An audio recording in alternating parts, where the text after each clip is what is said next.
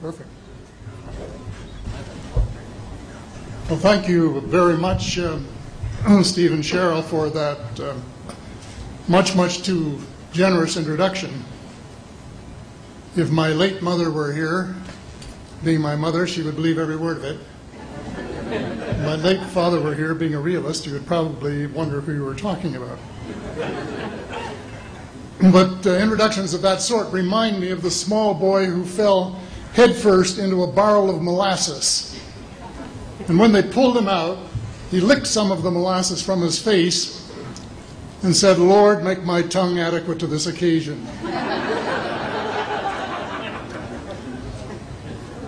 Well, actually, this is not my night for humor, and I'm not a match for either Stephen or George. So I'm not even going to try to be funny. Except my first line, and that's after this wonderful banquet, I think that I have exceeded the feed limit. Bad humor, you better believe it. I wish that I were in a mood for good humor, but I'm not. We are hell-bent in the direction of destroying our planet, and frankly, we appear to be doing very little about it. Decades ago, visitors from other planets warned us about where we were headed and offered to help. But instead, we, or at least some of us, interpreted their visits as a threat and decided to shoot first and ask questions after. The inevitable result was that some of our planes were lost, but how many were due to retaliation and how many were as a result of our own stupidity is a moot point. Wilbert Smith, one of the first Canadians to take an active interest in the subject of UFOs, asked the visitors about the accidental destruction of our aircraft by flying into the vicinity of a flying saucer. The response, and this is Wilbur's words, "We were informed that although a few of our aircraft had come to an unfortunate end by what they considered the colossal stupidity of our pilots, they were now taking corrective measures to avoid our aircraft." I asked them, and this is still Smith, I asked them what happened, and they said, "Well, the fields around the saucers in order to hold them up, in order to produce the gravity differential, the time field differentials which were necessary to operate the ship.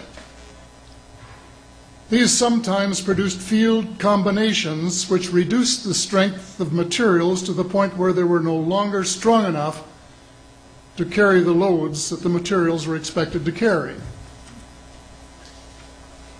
Now, as we know, aircraft, particularly the military type, are built with a rather small factor of safety. And in these regions of reduced binding, the materials are no longer strong enough to carry the load, and the craft simply comes apart. When I read that, I was reminded of the late, great soprano Lily Pons, who used to smash crystal goblets with her high C.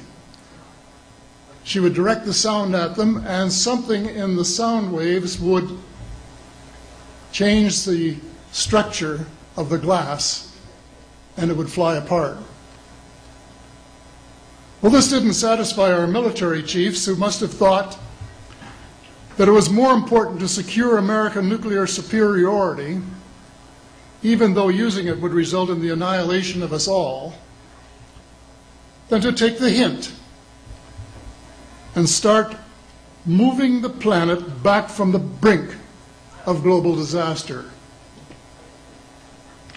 They, the military, must have been and still are so paranoid that they feel it necessary to use the visitors' technology to fight them off, rather than welcome them as partners in development, though they may have seconded a few renegades to assist them in what can best be viewed as diabolical developments.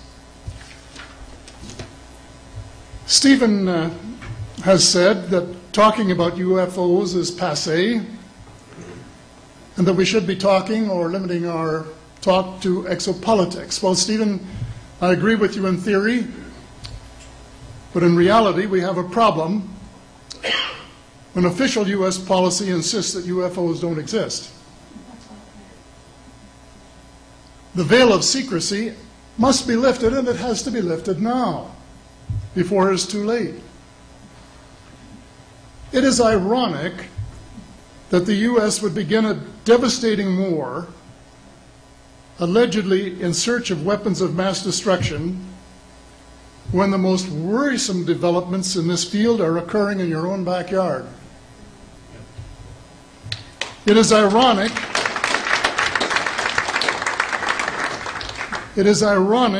that the U.S. should be fighting monstrously expensive wars in Iraq and Afghanistan, allegedly to bring democracy to those two countries, when it itself can no longer legitimately claim to be called a democracy, when trillions, and I mean thousands of billions of dollars, have been spent on projects about which both the Congress and the Commander-in-Chief have been kept deliberately in the dark.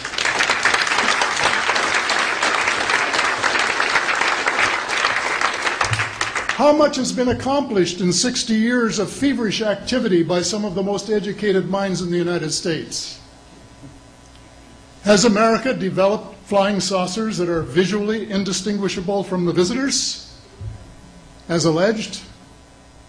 And if so, what do they propose to do with them? Even more critical, what progress has been made in the development of clean energy sources that could conceivably replace fossil fuels and save the planet from becoming a veritable wasteland? Well, who has the answers?